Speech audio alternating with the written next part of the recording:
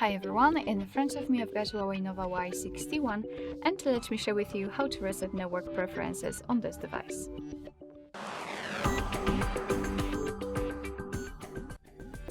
So first of all, let's open the settings and now scroll down to the very bottom to find system and updates.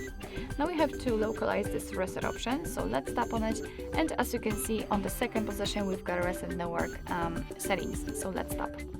Here your device is informing you that it will reset all network settings, so the Wi-Fi, mobile data and Bluetooth, so let's tap on reset network settings. And as you can see, this reset operation cannot be undone. So just tap on reset network settings, and the network settings have been reset successfully. So basically that's all. This is how to reset network preferences in your Huawei Nova Y61. Thank you so much for watching. I hope that this video was helpful, and if it was, please hit the subscribe button and leave the thumbs up.